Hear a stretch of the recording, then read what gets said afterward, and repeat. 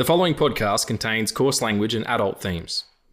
This week on the show, we're losing the internet, seeing our future in a haunted room, and dancing in the face of the apocalypse. It's the life of Chuck. I'm Riggs. And I'm also here. That's Addy, and this is the Film Addicts podcast.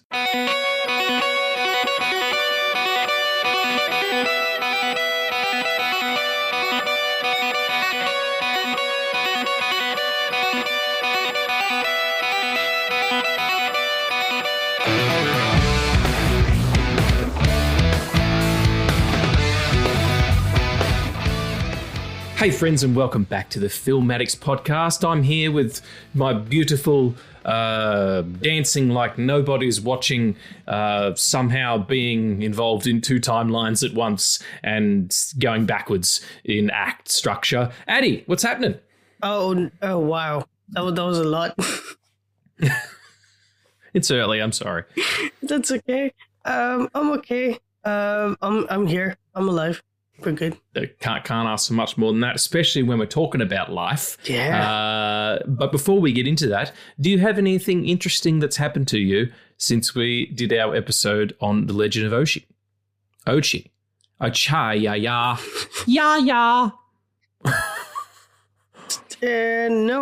No, actually. No? What about you? Not particularly, no, but would you like to have a conversation about what we were talking about last night? Because it was very silly.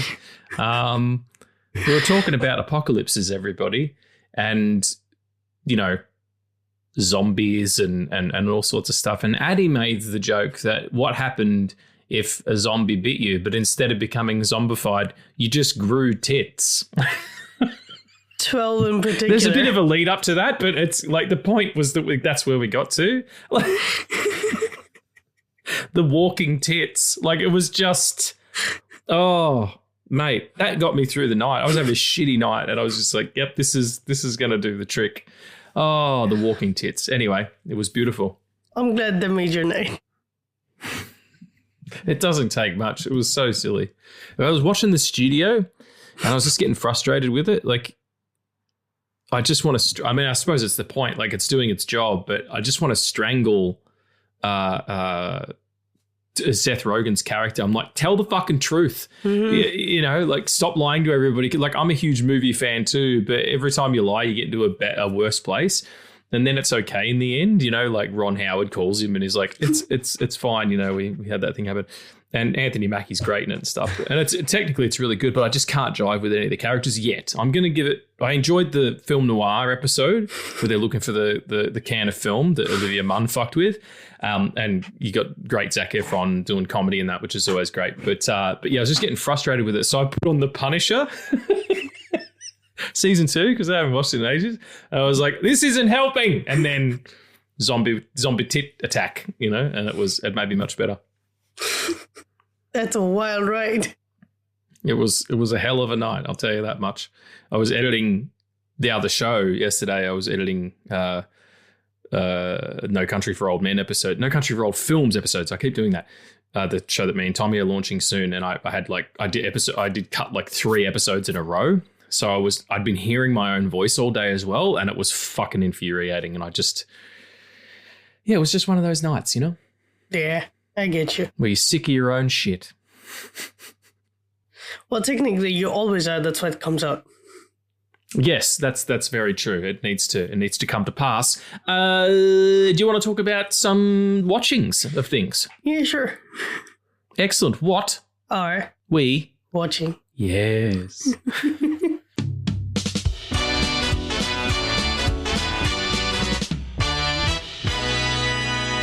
What are we watching? I've only got one again because we recorded fairly recently, so you go first. Oh man, I gotta check something. I don't know if I fucking watched anything or not. I'm glad that you checked before we decided to start recording. Yeah, okay. Then again, I did pull the trigger on doing this early, so. That's fine. You texted me like, well, we started like 10 minutes before. It's okay. Yeah. I watched the first episode of the last season of Only Murders in the Building. Oh, yeah. How is it this season? Is it 4 or 3? It's 5.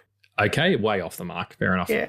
Well, to be honest, this is the only show that has consistently been like on air every year, like ever since their first season. Like they haven't, because now we're in the age where it takes Hollywood 3 years to make 8-episode seasons for some fucking reason. So yeah, someone was talking about that the other day, and I can't remember what it was. It might have been Ed Brubaker was talking about it on a podcast and saying how, remember back in the day when like networks used to make 24 episodes of shit in a season, and there'd be a 3-month gap, and then they'd fucking do it all again. Like, you know, thinking about all the NCISs and the Blacklists and all those shows, and they just still pumping it out, those network shows. And yet other shows, I don't know if the quality changes, but yeah, you get like 6 or 8 episodes and then 3 years off. It's like, what are we doing? Like, I know how critical the writing is, and that takes time, the story breaking and stuff, but surely amongst all of you could do it quicker.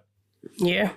And also, like, not even the NCIS shows or like the medical dramas. Fucking Game of Thrones was on. Like, the only time they took off was the 1 year before the last season, before it all went to shit.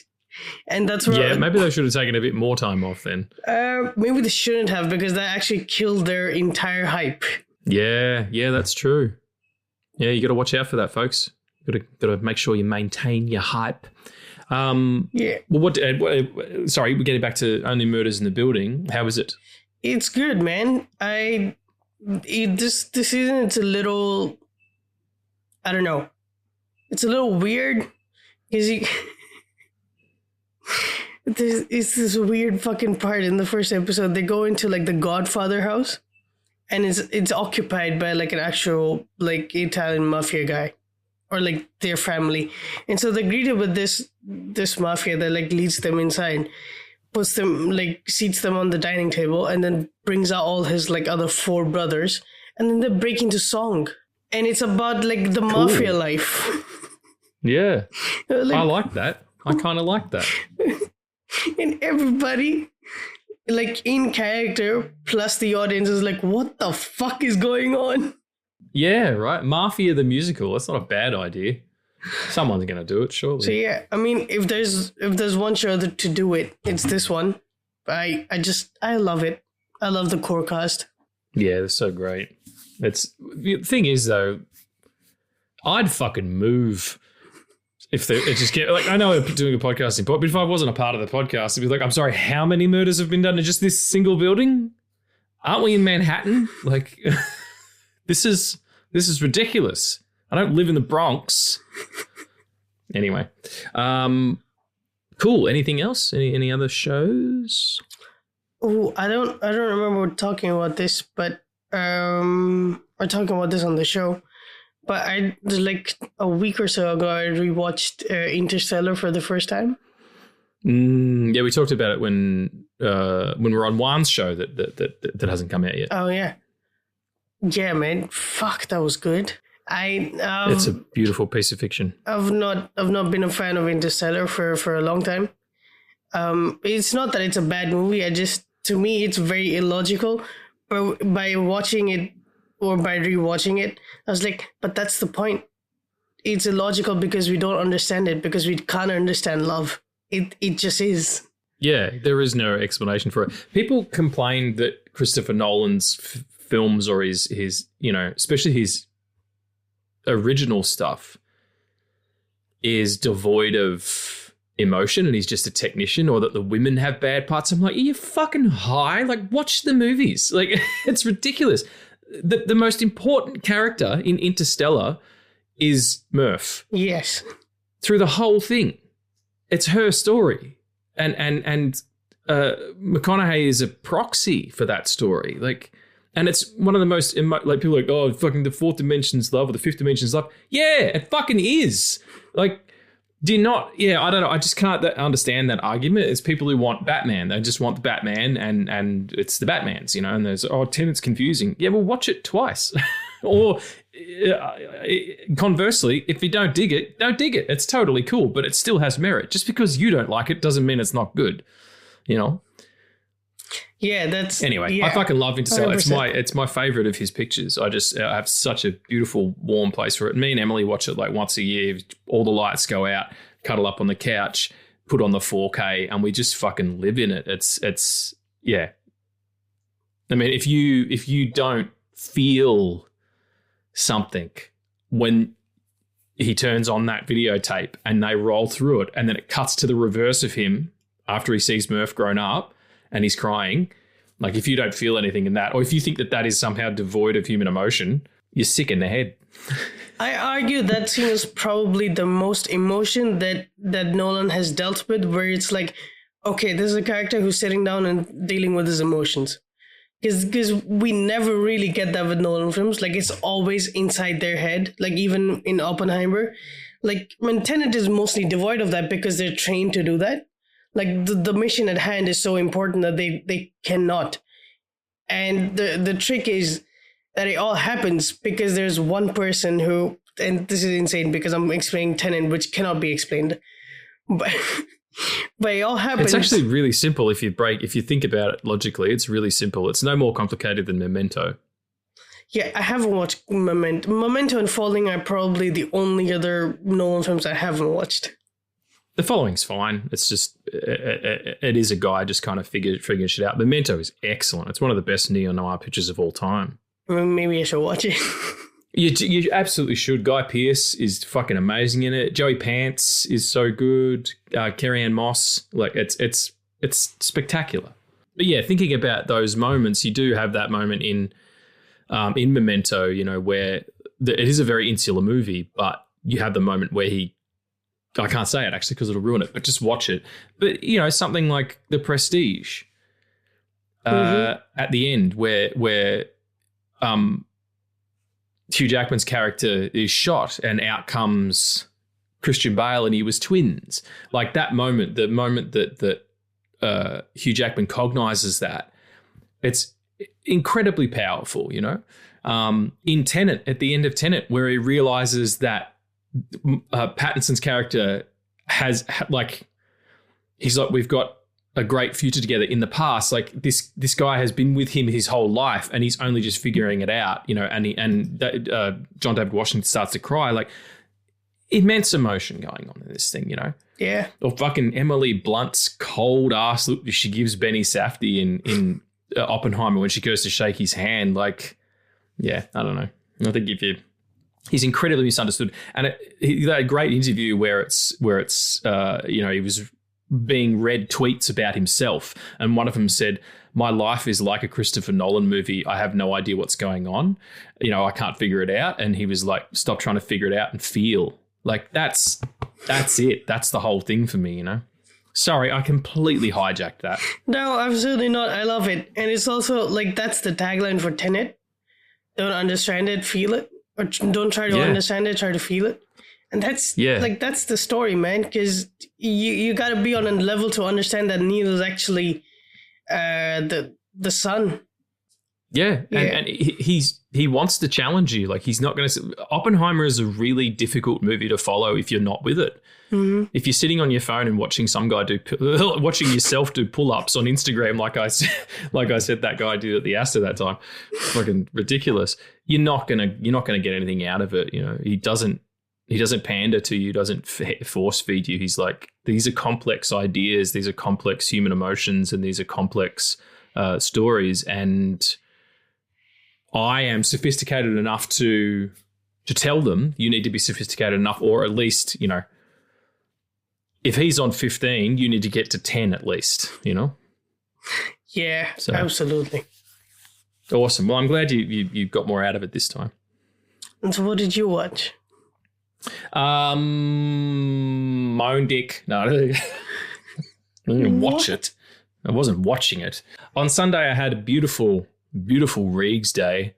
I've been busy, as most of you know who listen to this podcast, for a long time now. I've produced, you know, 7 or 8, probably 7 actually, music videos in the space of about 5 months, and they're big. They're like short films every time, and I'm a one-man band. I produce, direct, write, shoot, edit, color grade and release all under our banner, and it's just me most of the time. I'm like Dick Van Dyke at the beginning of Mary Poppins with the drum and the cymbal and the thing and the kickstand, and I'm doing it all at once. That's not my floating my own horn. It just gives you an idea of the complex nature of what I'm doing, and then so one will finish and I'll be in pre-production for the next one, and then it's a wave. But I finally come to this sort of slow point, and it kind of culminated with the end of last week. Was like, okay, I've got my pods are all good. We're set to go. I'm in post-production on the last one for the year, and it's a real nice, simple sort of storyline and all this kind of stuff. And I'm could just have fun with it. So could just take a day to have a day for the Jesus Christ, have a day to myself.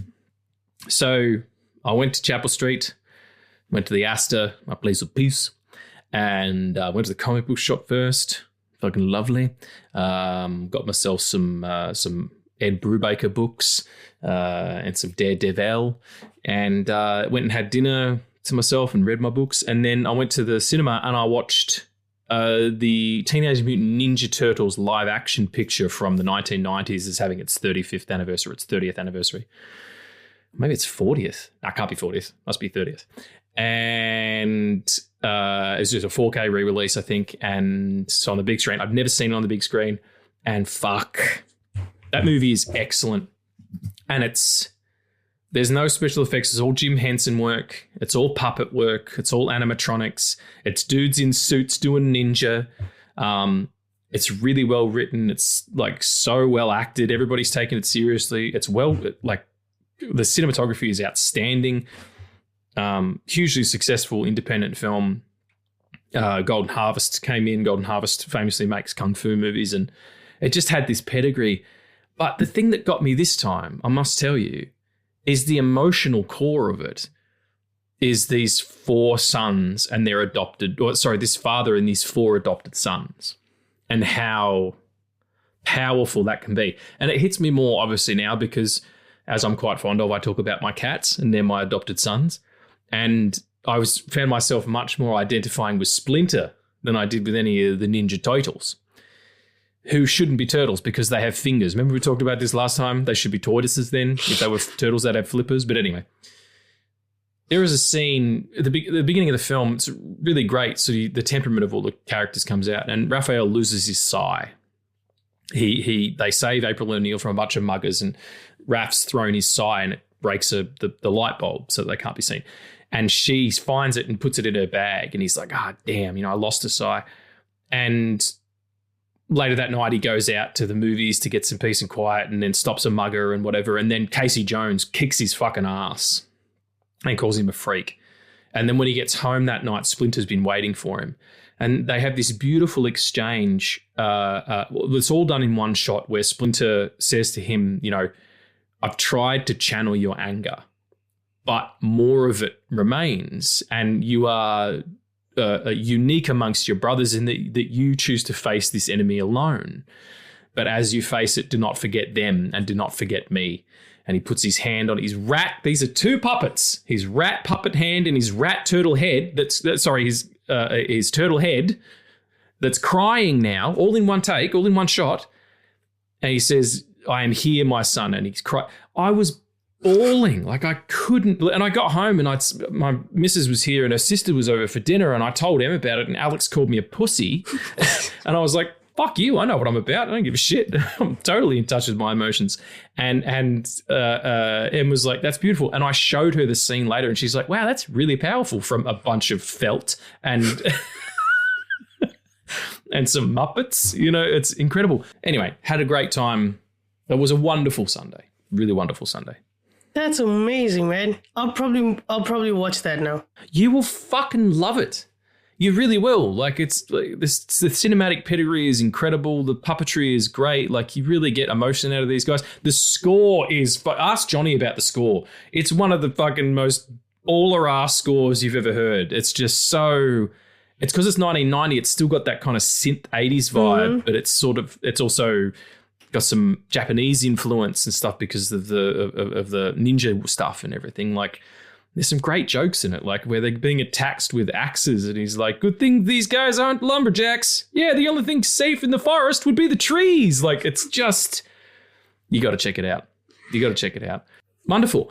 Shall we do a little bit of new? You got something? Yeah. So this was the 35th anniversary release. I think it might be 30th. Let me think. 1990. Yeah, no, you're right. Yeah. 35th. Sorry. Thanks. Yeah. I do it by my age instead of the year, which is fucking stupid. So it would have been 8 when it came out. So perfect time. I think I've owned that film on everything. I had it on VHS in a clamshell case. I had it on the DVD, a Blu-ray. I don't know. It must be a 4K. It's coming soon. I'll be snapping that up. Yeah. Do you want to do a little bit of news before we talk about Chuck? Let's do some nerd news.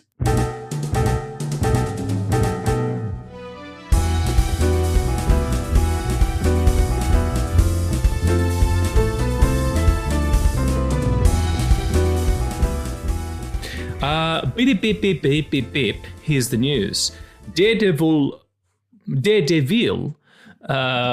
Daredevil, get a grip, Riggs. Born Again Season 3 is confirmed and will start shooting next year. It's happening. I wonder if we should credit sources here. I don't know. This is Screen Rant anyway. Marvel Studios executive Brad Winderbaum confirmed that Disney is moving forward with Daredevil Born Again Season 3, begin filming in 2026. In terms of Daredevil, yeah, we are greenlit for Season 3 and we start shooting next year. Fucking dope. I'm rewatching the first season at the moment and it still holds right the fuck up. First season of Daredevil or Daredevil Born Again? Daredevil. Yeah, just the original Netflix series. For some reason, with that show, I have to start at the beginning every time. Like I was halfway through Season 3 when I was in the States, when I was in Hell's Kitchen, and I was watching it and looking at all the places that you could see. And yeah, it's been such a huge gap. I was like, nah, let's get back to the start when it's, the Man Without Fear. Why am I doing that? What's this? What's this voice? Channeling Robin Williams today. I know that you're sort of not on. You didn't really like Born Again. Mm-hmm. But are you excited for them to try other things? I'm optimistic about it. I know that Benson and Moorhead are like fully in control creatively, and those are the best episodes of the last season. It's probably a couple of episodes long. Hopefully, man. Because what is it, 8? Yeah, because it was.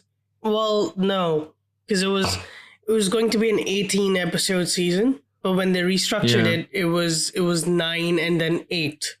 So it was 9 in season 1 and then 8 in season 2. So who knows? Yeah, it probably should have been 6. You could tell that story in 6. No, I don't think so, because first 3 is just the trial of the White Tiger. And then how do you get from that to, they didn't do it well that way either, so I don't know. But how do you get... We just need to remove something. Like it needs to be one thing, like either make it about Mute or make it about White Tiger and Kingpin, There was just a few too many threads for the distance it had to travel. Mm-hmm. But yeah, I still really fucking love it. I think it's excellent. Read our reviews on our pages and our page about it. That was good fun writing those. Avengers Doomsday. Doomsday? Mm-hmm. It's officially finished filming. I don't... Okay, sure. Will be in theaters December 18th, 2026. What do you reckon? Reshoot city? Oh, yeah. Because that's how they make it, man. They make the film, then they watch it, and they're like, oh, maybe we can add things. And then they add things. Yeah, but they completely changed the third act of Captain America 3. I wonder how much... Captain America 4, rather. I wonder how much of it is, like, corporate mandate and pressure of, like... It needs to be, like, the screenplay thing of... Some people are real slaves to this the screenplay setup. Whether it's Save the Cat or it's the Robert McKee or, whatever it is. Even the Joseph Conrad hero story. Like, it's all good. And we know that those stories work. But as soon as you start, like, marrying yourself to them and marrying the content to them, like, you can kind of feel the beats coming. Like, if you're a normal person and you can pick an act structure, it's probably not very clever. Do you know what I mean? Yeah. So I just feel like they're trying to hit too many of those. Oh, well, there needs to be an action set piece here, and there needs to be this, and because that's what works, and that's like algorithmically what works. Well, the woman who wrote 1917, Kristen Carnes, said she doesn't like structure at all. She writes a treatment and breaks it down and everything. But she's like, I just let the characters tell me where to go. And I always find that P.T. Anderson's the same. Like, he's like, yeah, I understand structure and 3 acts and all that, but sometimes you want to do a really cool car chase, and the character says, no, we're not doing that. We're actually going to have a 25-minute conversation, in this, or a 10-minute conversation in this bar or something, And you're like, I don't want to do that. And like, well, that's what we're doing. That's, character-wise, that's what's happening. So yeah, I just feel like the holistic way, or the, I don't know, naturalistic way maybe is better served. Anyway, sorry, I forgot my point. Yeah, no, I don't know what that film is going to be like. I kind of don't want to know either. It'd be funny if it comes out and it's like Superman and you're like, oh my God, this is the business. It's not going to be that, but then again, I'll be wrong because it has fucking X-Men in it. Yeah, you'll love it. You'll love it. Speaking of things that you love, Henry Cavill. I'm just doing that with everyone. Poor bugger was hurt while training for Highlander, which sucks. But this is more important. Henry Cavill says the extended cut of Lord of the Rings is his favourite all-time comfort film. As if the guy couldn't get more delicious. How do you feel about that, Addy? This one was for you. Yeah. How I feel about that? I don't know. I hope I never meet him, because I don't know what the fuck I'll do. Get arrested is probably what I reckon. Outrageous. Yeah, but all best getting well for shooting the rest of Highlander, and Tom Holland as well. Yeah. He fucking cracked his head while making Spider-Man, rather. Some dangerous shit out there being superheroes and immortal warriors of types. And just lastly, Zack Snyder the original plan for his DCU was to adapt Injustice. The arc was planned to play out across 4 or 5 movies.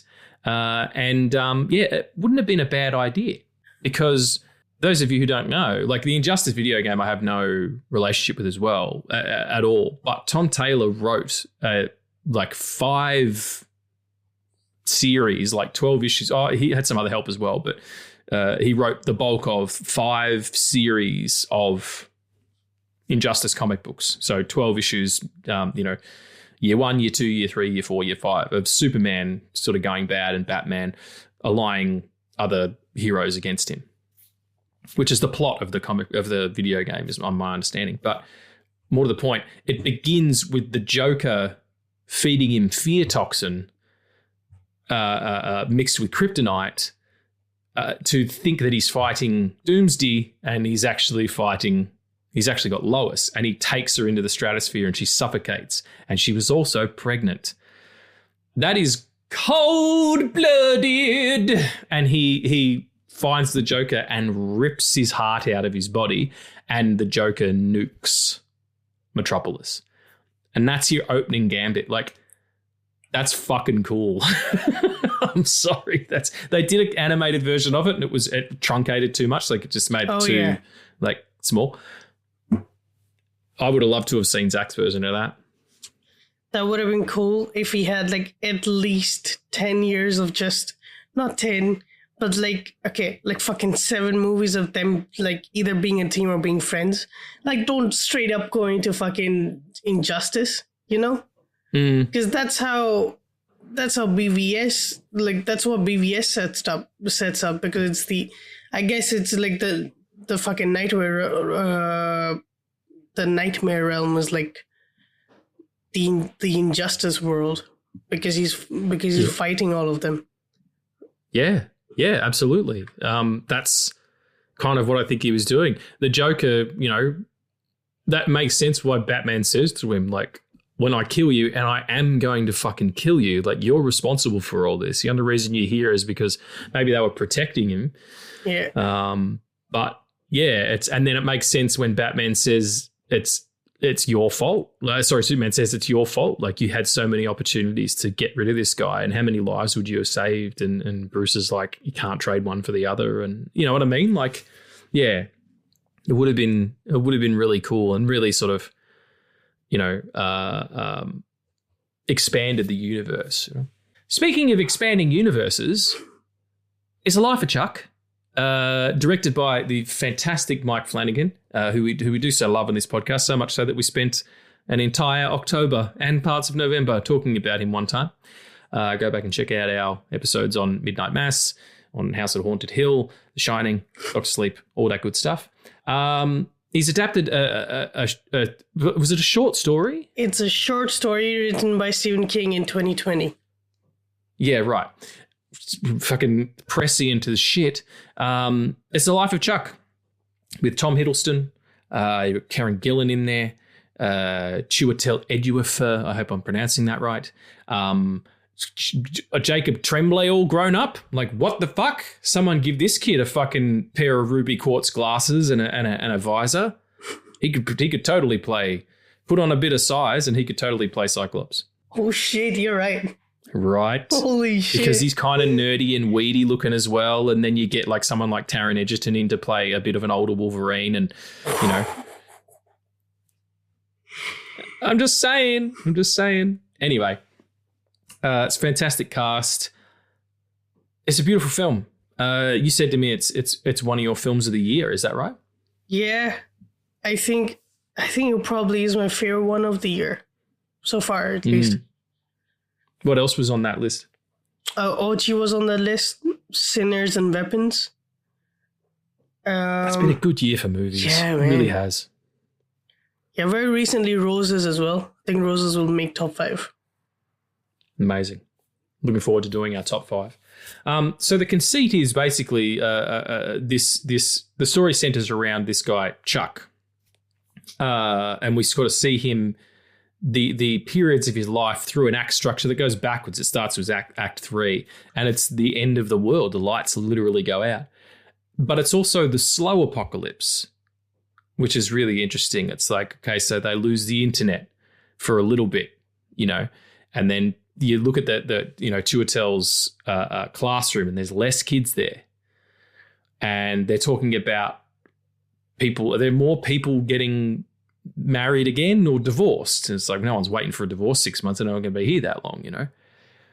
And then that what would it actually do to society? Like, think about how important the internet is, you know, what would actually happen? Yeah, it was insane because we have like 52 minutes of just this, and we done, and then we get to like the weird mystery, which are the 39 years and retiring ads, which is insane. But it makes a lot of sense after Act 1, which is Act 3. Yeah, it's interesting, though, in that you don't ever get, you know, just jumping forward a little bit, you don't ever really get the explanation as to what the fuck happened.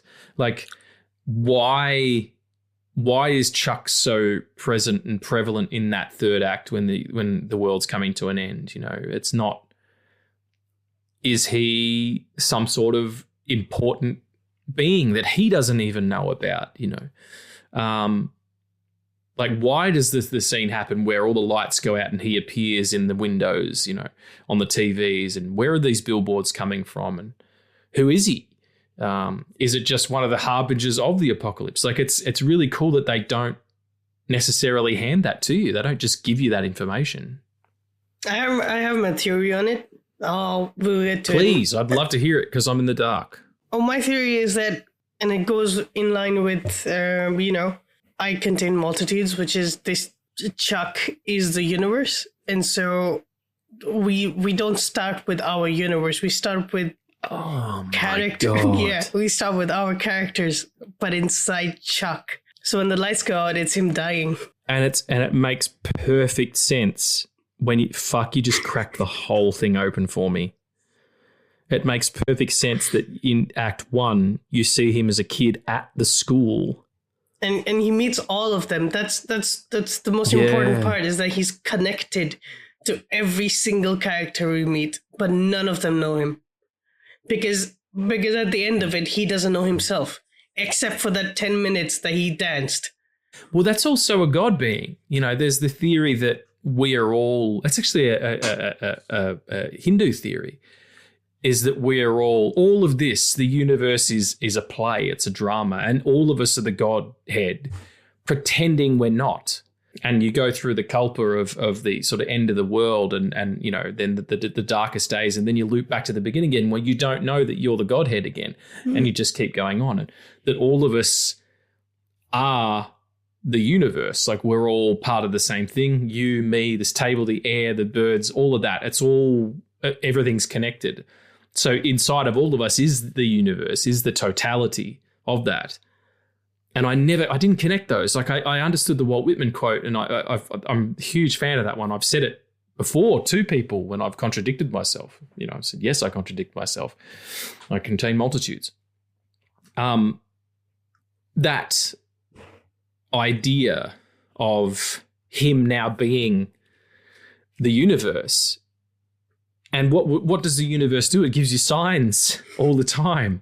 Sorry, I'm just figuring this all out. You know, that's why the billboards are there. That's why he's there. Fuck. That's why the lights literally go out in the sky. That was haunting. Yeah. The end of Act 3, ending with Chiwetel and Karen Gillan sitting in that backyard as the lights go. There goes Mars.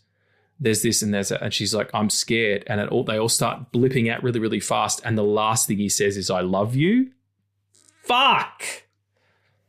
He gets Flanagan cut off right at the end of it as well. Yeah, I love you. And then that's, you know, I was like, you can't end the act like that, you sons of bitches. And then, yeah, Mike just does a double backflip. But yeah, wow, that's really cracked it open for me, dude. Yeah, I figured that out. Or like I had that theory like last night while watching it. I was like, oh, because it didn't make sense that like the planets would go out because it's the Earth dying. So like it would just blast by the end of it, no? Like it doesn't make sense for the stars and the universe to not all of a sudden show itself, but also like blip out. And then it's also intercut with his wife telling him to let go. And when he does, that's when we cut off. So yeah. Unbelievable. Amazing. That puts the whole thing in new perspective, folks. I hope that you that's the end of the show. Hope you enjoyed it. It was very funny in places as well. I love the Dave Dasmalian line about Pornhub's gone. You know, that's just mean. He's after talking about his divorce. He's been beating it like it owes him money. Oh fuck. But it is about the sort of the systematic disconnection of society and how we're doing that. You know, we're leaning into that really hard.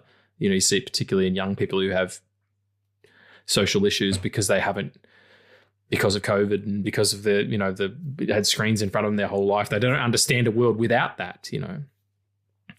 But for me, it was the calendar. Yeah. You know, the recorded history of time, the Carl Sagan idea of science and faith, and how regardless of which one of those two things that you kind of listen to or like chart your life by, whether it's a faith-based thing or it's I need hard facts, both of them instill fear if they don't have answers. You know, it's that fantastic quote, which is one of my favorites, was math can be art, but it can't lie. You know, that's it. That's all of us, you know. I really loved that kind of the bigger ideas that are going on. I mean, it's Spielberg, sorry. Stephen King always does that. But this is something different. This is fresh. This is something really, really bold and new for him when he's written a lot of stories. You know, not all of them hit like this. Yeah. I haven't read like the entire story, but I read parts of it, especially those ones that are like directly in the film. And like one of the biggest things is that this connects more. This connects more to a point where somebody can have the theory that, it's all of it is Chuck. Like none of it is actually real, but it's all of it is Chuck. Because the story doesn't do that, because the story was that he writes about Marty Anderson and like the ex-wife in the apocalypse, And then he has the idea. Then he has the idea about this man dancing with a beautiful woman while a busker is playing, or while a drummer is busking. I don't really know how to use that term. And then it goes back into like a child story, and that's where the dancing story and the child story connects. But both of them don't connect to the original. And I think the film connects everything together by making. I mean, like the film medium does this better than books from like what I've seen. But by having every single extra at some point in their life encounter Chuck, they all matter. Therefore, all of them are connected to him, and so that's how like well-rounded the story becomes. But the actual story isn't that. Like, it's not as connected as that. Yeah, but you're right. It's sort of the Ouroboros of it, the snake eating its own tail, is so much clearer to me now that you've said that. You know what I mean? I feel stupid, but that's okay. It's okay to feel stupid. It makes so much more sense. And I mean, that drumming scene is just hands down the best. You got that fantastic voiceover from Nick Offerman. Who is the omniscient narrator. He's the non-character version of diegetic or non-diegetic music. As just a side note, I have that exact drum kit. For real? It's a Gretsch, yeah, same color and everything. Like, I was like, is that the motherfucker? And it is, and the Evans skins and all of it. It lives at the studio. It's the house kit at the studio, but it was my kit for years that I used to play drums in bands with. That's the so same awesome. cymbals and everything. Very cool. But yeah, just going back a little bit, the cast are really great. I love Matthew Lillard. He just got this little tiny moment, and he talks the casual conversation around what happened in California, of like the whole state falling into the ocean. And he's like, that's where the food comes from. You know, but they're talking about it's like it's just normal news. Or the 4-day war, between the two countries. I can't remember which ones they were, but he's like, there was a 4-day war. The people storming the White House and students getting shot. And now there's just this weird acceptance of like, well, and he's just like, it's the waiting that's the worst part, while he's like fighting tears. That's the best acting Matthew Lillard's ever done, for crying out loud. I mean, I love Shaggy, but come on. Those are two things we should never compare. Yeah. Life of Chuck and Scooby-Doo. Or Scooby-Doo 2, Island of Monsters, or whatever the fuck. I can't remember what that one's called. Another great thing, like in terms of performance, it was when the phones finally die and Chiwetel walks out to go and find his wife, or his ex-wife, Karen Gillan, and he just throws the phone on the ground. And this guy is such a good actor, without words and without a close-up. He's in a medium. You see the weight of that we are manacled to those things, you know what I mean? Like, if you were to look at it energetically, the way that those things work, those phones are plugged into us, and when you don't have it on you, your battery's going down.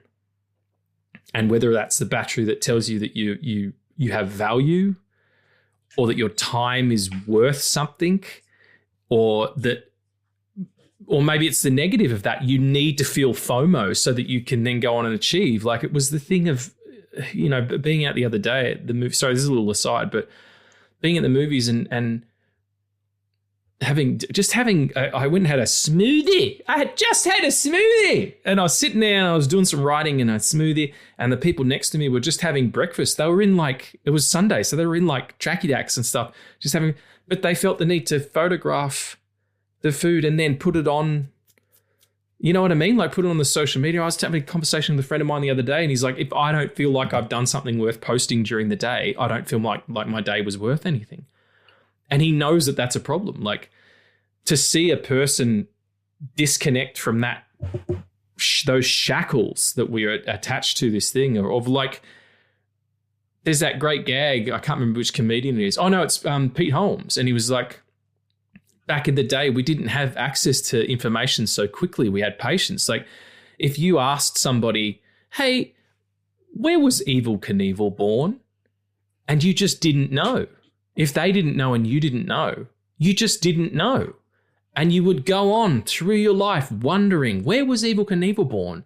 Until you were at a bar somewhere and you saw a girl wearing an Evel Knievel t-shirt and you walked over and said, hey, where's Evel Knievel from? And she said, Kentucky or whatever. And that's how you met your wife. You know what I mean? Like,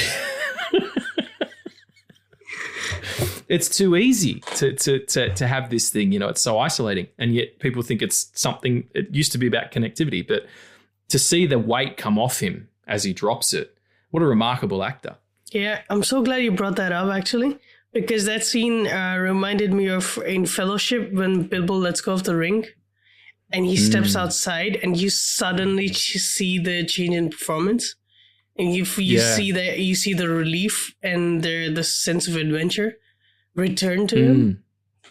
Yeah, as opposed to something guiding your every move, you know what I mean? Like you got to get into the flow of it as opposed to being like, all my decisions are made based on this, you know? And like, I don't begrudge anybody their decisions. And if you feel like your social media presence is an important part of your life, you know, go whole hog. But I just feel like it's, for myself, it creates a distance between me and the experience. Like it seems to be far more important to record what happens than what happens. And I want to be in what happens, just for myself. Stars going out, it's pretty fucked up.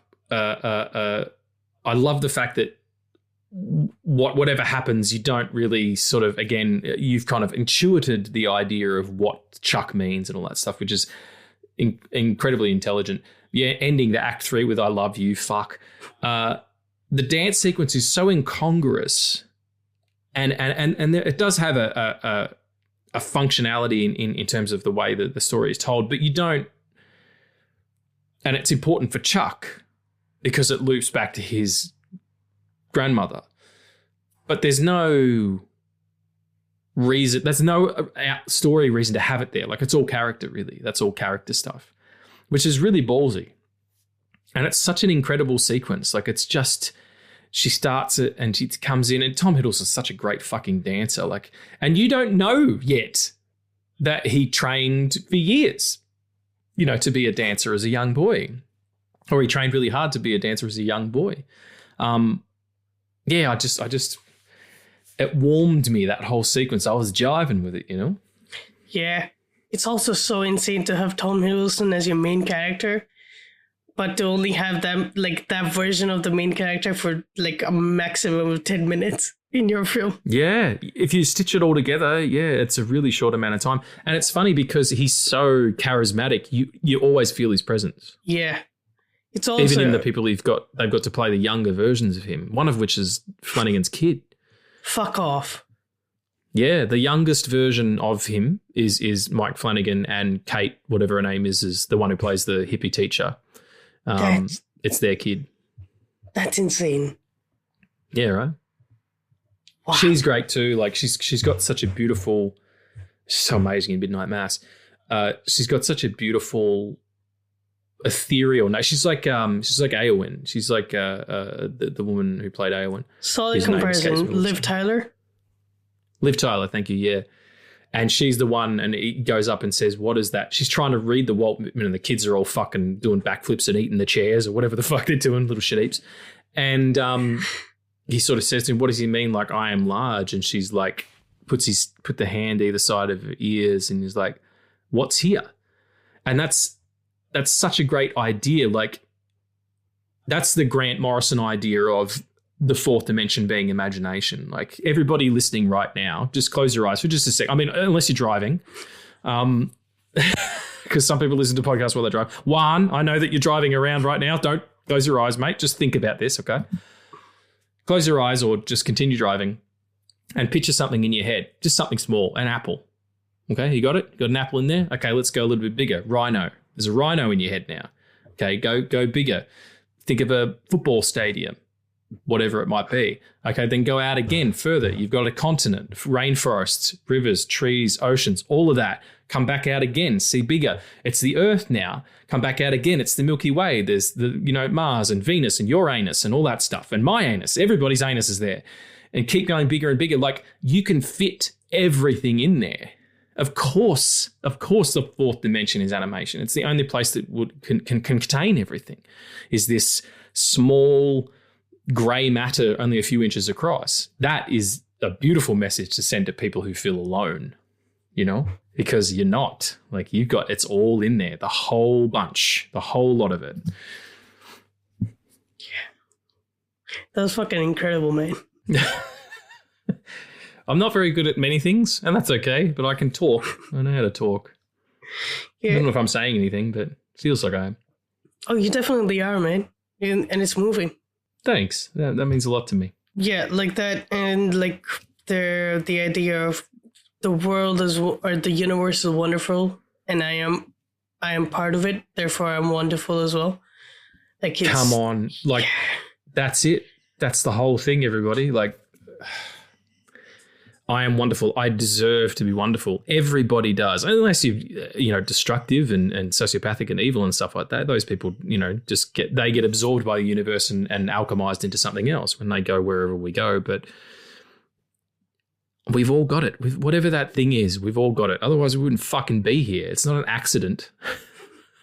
We can't be the exact distance from the sun for all of this amazing shit to happen, and then for billions of light years in every direction, there's fucking nothing. There can't be an accident. I can't believe that, not anymore. I used to believe in random shit like that, but it's just, I don't know. How the fuck did we meet? Fucking seriously, it could have been anybody. It could have been anybody. Yeah, but it could have been anybody. That's really, true. Like that moment, like for a friendship like this to birth and to form. Like, that can't be a mistake. That can't be some cosmic fluke. I mean, I understand there's coincidences, but sometimes there's not either. Anyway, sorry. It's a very metaphysical movie, and it's got me thinking. When young Chuck walks past the door of the classroom and you see Chiwetel in there, I'm like, oh, I actually said out loud, fuck. Like, because I didn't know what was coming. Yeah, no, I didn't know either, but the school looked very familiar. Yeah. I thought maybe it was, okay, so he's there. And there's no real time period as well. I mean, in the third act, everybody's got iPhones and stuff like that. And then Chuck's grandfather, fantastically played by Luke Skywalker himself, Mark Hamill, just playing this curmudgeon-y old drunk. It's just excellent. He's got like an old Nokia, like a brick phone sort of thing. So there was this, time period-wise.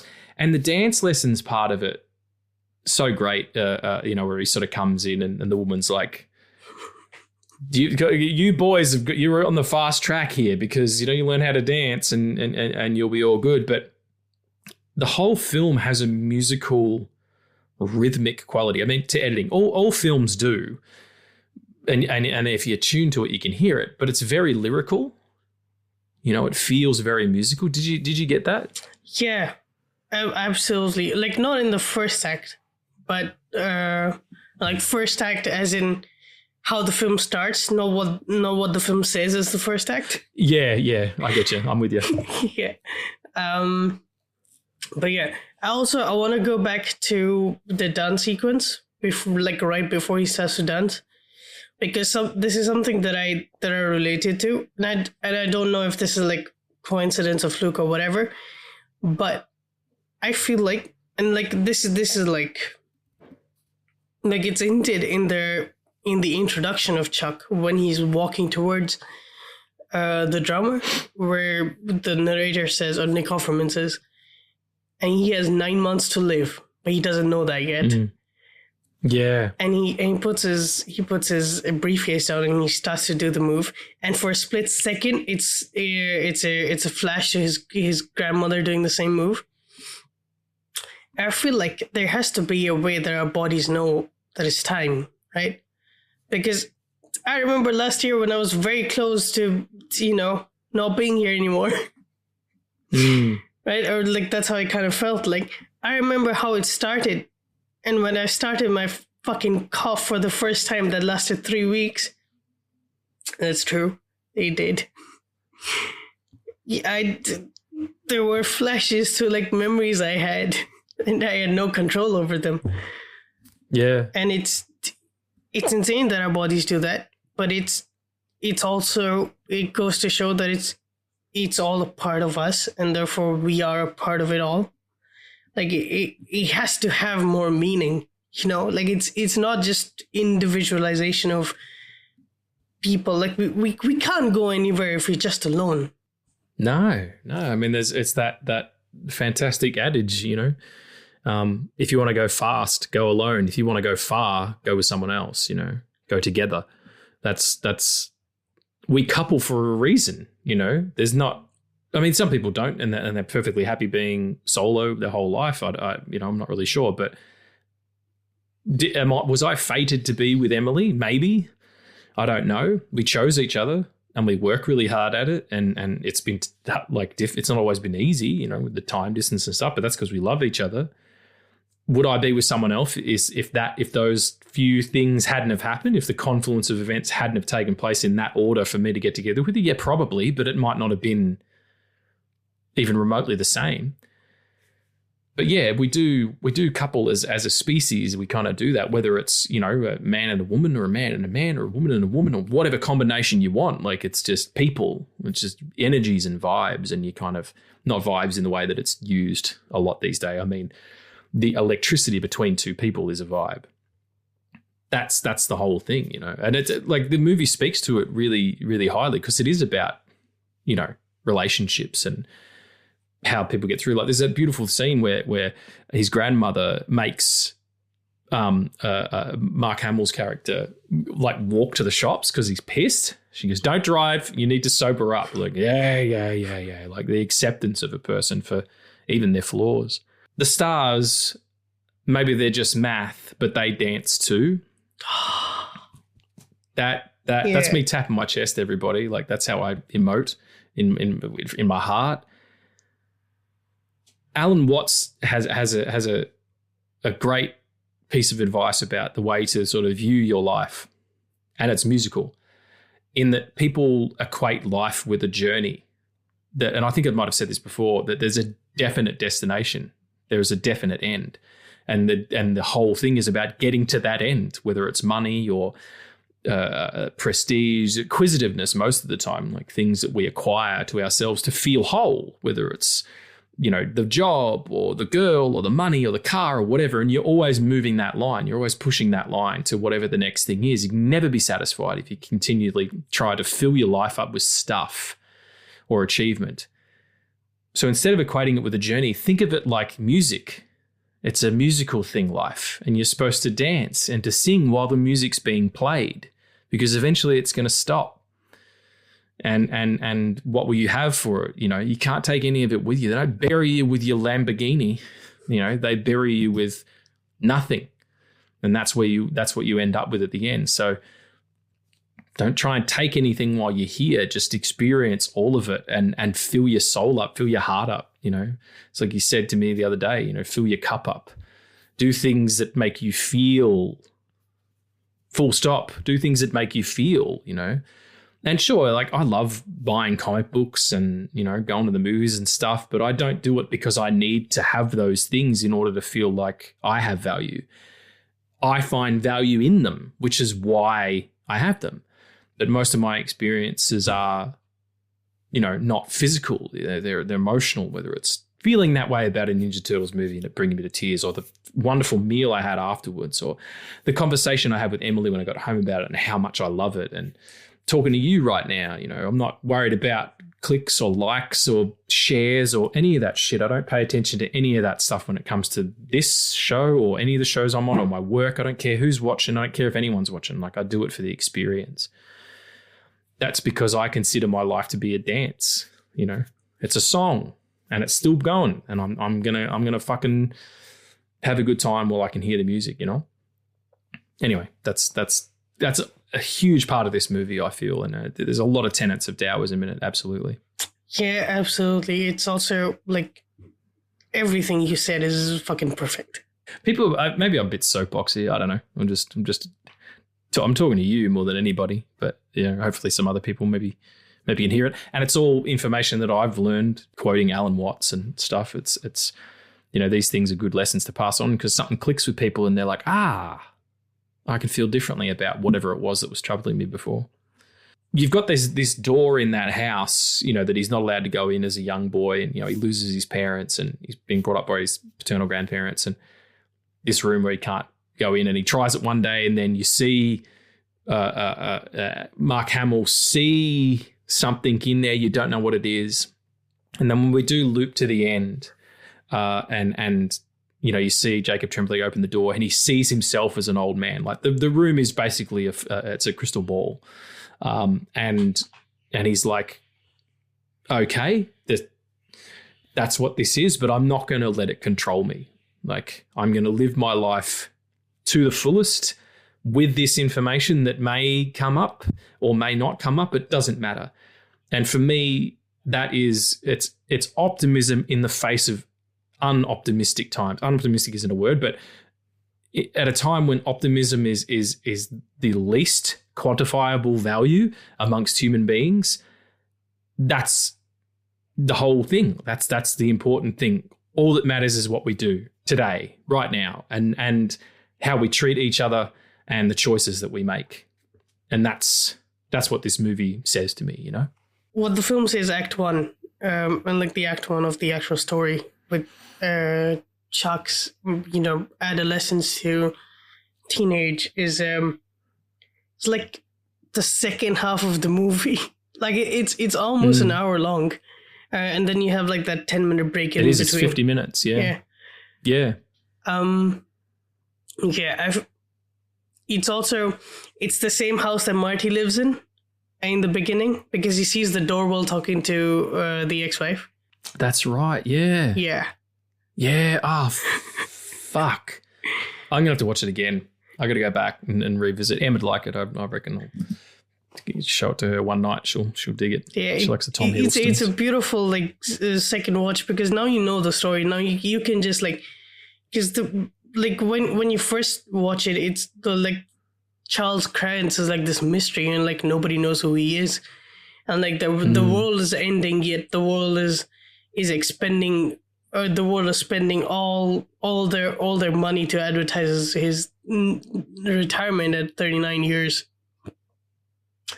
and now by the end of it, you know that it's all gone, and you can just be a part of it and just experience the story as it is, and it's wonderful, like the way that it's all structured.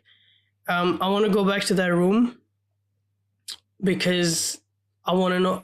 I want to ask you: Do you see the reference of what the room is? It's the Red Room, mate.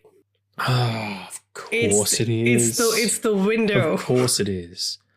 Yeah, Red Room Productions and all. Yeah. Fuck. How about that? Full circle. That's amazing. It was right there, and as soon as I saw that window, I was like, oh, "Holy shit! It's the Red Room." It's all connected. It totally makes sense that it's all connected. I mean, Stephen King loves to connect his work, you know, particularly things like The Dark Tower. Absolutely, 100%. Flanagan would do that as well. So, what a fantastic achievement and a real sleeper. I think a lot of people don't know this one, but it's currently playing at the cinema that I work at sometimes. People are loving it. It's really blowing people's minds. So, do check it out. We should do some favorite bits or favorite quotes. There's two quotes that I want to get out of me before we finish up. Hell yeah, let's do that. But before that, I have one more question. During the dance sequence, when he starts to dance and there's a flash towards a past memory. Did you know what that was, or did you just take it as like a flash of memory? Where his mum's hitting the pot. Yeah. I thought that's going to come up. Oh, okay. Yeah. And then it looped back to, she used to love rock and roll and she would dance while she was cooking, and it took her years to get back to that place after her daughter passed away. I knew that would come back, but it's that moment, you know, it's the flash of Gwyneth's face just before Brad Pitt shoots John Doe in Seven. You know, it's Rachel catching the coin just before Harvey Dent loses it because he realizes that she's dead and he's burned. Like, it's that insert shot that I fucking love, that just takes you by surprise, but it's such a key core thing to that character, and you're seeing what they're seeing. You're finally inside them, you know, like inside the way that they're processing the story. Super cool. Yeah, for me it was like on the second watch, it's structured because it comes like right after the Nick Offerman saying, I'm calling Nick Offerman because he's the fucking narrator. Yeah. Saying that he only has 9 months to live, but he doesn't know that yet. And it flashes to his grandmother, and that's an indication towards his tumor. Like that's when it flared up, and that tumor made him do something that he would have never done. But because of his upbringing and because of him as a person, that thing that he never would have done is that he broke into dance. Like it wasn't a bad thing, and he didn't like hurt anybody, but he spewed joy into the world. Yeah, it's beautiful. Such a wonderful picture, everybody. Just go and check it out, and you know, just feel it. It'll give you the feels. In terms of favorite things, I'm just going to go through the two quotes that I have. The beat is your friend, thinking is the enemy. I love that. That's another really great, just to apply that to your life, you know. Don't worry too much about the systems and the processes and all of that stuff, you know. Math can be art, but it can't lie is also a great one as well. Like those things that we tie ourselves to in order to build. No, things need to be this way because that's the way we've always done it, or that's the way that it's most successful. There's a lot of ways of doing a lot of things. So, and the other one is after the dance, and she says, "What are we doing?" And he says, "I don't know." That's life, baby. That's the whole fucking thing.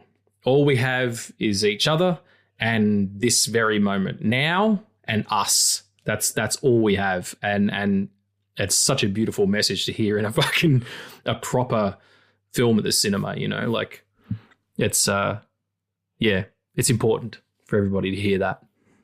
Yeah, I definitely agree. I feel like of all things, this film is about celebrating life. And so much of it has to do with death, but the point of life is that it ends. So yeah, it wouldn't be special if it didn't. Yeah. Yeah. It's like Ultron says, Vision, a thing isn't beautiful because it lasts. It's a truer word's never been spoken. So they were my favorite two little quotes. What are some of your favorite quotes? Okay, I don't have, like, I have the one. Give me two fat ones. Two big chunky quotes. I don't know. Okay. Okay, just moments then. Give me two. Right. Give me two of your favorite moments. Okay. So, well, I'll do three because I have the quote at the end, but it's like the main one. Yeah. So, I love the relationship with Chuck and the grandparents, and it hits a lot harder for me because I till I was like 6. I stayed with my grandparents, and because my parents were here. I stayed with my grandparents, and for a long time I thought they were my parents. And oh wow! And like now to live in a world where they aren't there, and it's been so hard because there's a part of that life that doesn't make any sense anymore because none of those people are there. And like the relationships that are portrayed here are very real, and it reminded me of my grandparents. I love the film for that. That's beautiful. I love, like, after the dance, like after he gets the courage to dance with the girl, and then he goes out and he dances on the field under the stars. I feel like that's like it's such pure joy. Like there's so much innocence and pureness to it that you can only make sense of that in that age, you know, because you're understanding all these things and you're feeling all these things, but there's still this childish wonder still there. And then like the more you grow up, like unfortunately that kind of disappears for a bit. And then I'll fucking read the quote because then I'll Just then I'll not. Yeah. The code, like the main code is the universe is large and it contains multitudes, but it also contains me. That's my favorite one. It's a beautiful film, everybody. Please go and check it out wherever you can, however you can. Do we have any questions this week? Got a time for one or two? Yeah, we've got 2 questions.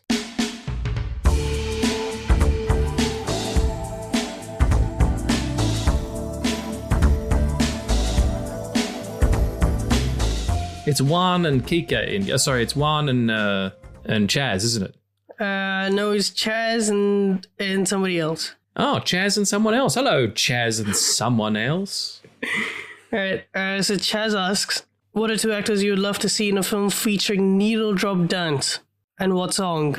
Well, I'm very much hoping that a scene like this exists in The Big, Bold, Beautiful Journey with Colin Farrell and Margot Robbie, because I would love to see them get down and jive with each other and dance. So I'm going to say those 2. Probably my 2 favourite actors at the moment. And any song in particular?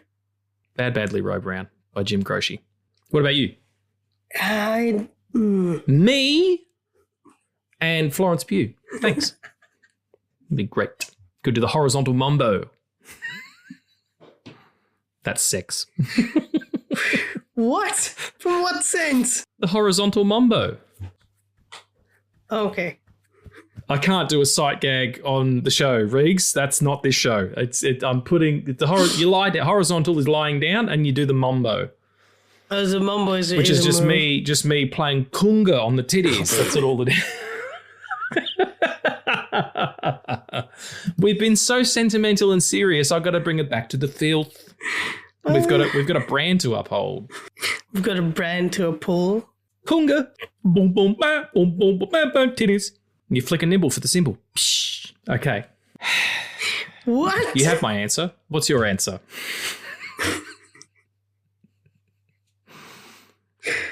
I want a gay rom-com with Michael B. Jordan and Henry Cavill, and they dance naked.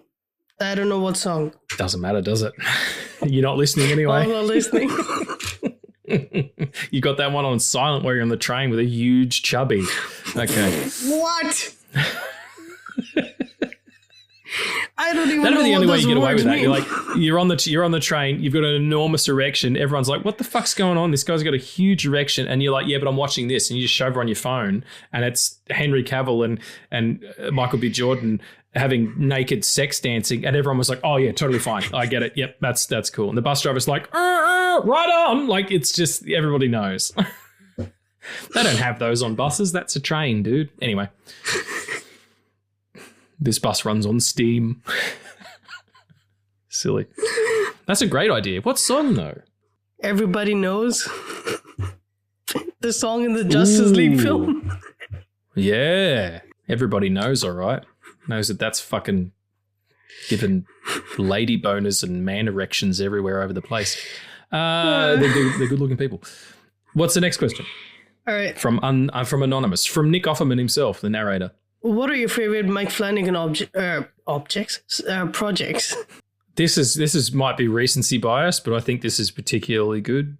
And Dr. Sleep, the director's cut, is an almost perfect movie to skirt the line between being a sequel to the film The Shining and the book The Shining is incredible. And Midnight Mass is still one of the best miniseries of any genre that I've ever seen. It's getting a rewatch this October, I'll tell you that much. I'm so glad you brought up Midnight Mass because I fucking forgot my point. But you know, like when the universe is dying in like the first act, you know what they reminded me of? Because I very recently rewatched Midnight Mass. That's something I like completely like. They happen out of nowhere. I'm like, oh fuck it, I'll watch it. There's a moment before the vampire bites Riley. He spends the night with Erin. After she's had a miscarriage, or like the blood has purified her, that ends up killing the baby. And they have this beautiful scene about what happens when we die. And when Riley's monologue is, you know, I have the biggest, most wonderful dream I ever have because this is it. This is the last dump. And like that whole scene of like the world collapsing felt very much like what Riley described in that moment. Yeah, 100%. There's not an accident, yeah. Like when you go back, it'll make perfect sense. I can't wait. I'm going to do it. And you should do it too, everybody. Check out all of Mr. Flanagan's work, Life of Chuck, Midnight Mass, Doctor Sleep. Watch them all. Thank you so much for listening. We do so appreciate it. We hope you had a good time. And we'll see you next week. Addie, love you. I love you too, man. You're my universe. Oh! Holy shit. Okay, everybody. We didn't plan that. I swear on my whole existence, we didn't plan that. That's insane. Wow. Okay. What more can you say? Remember, everybody, fuck hate. Love Vince.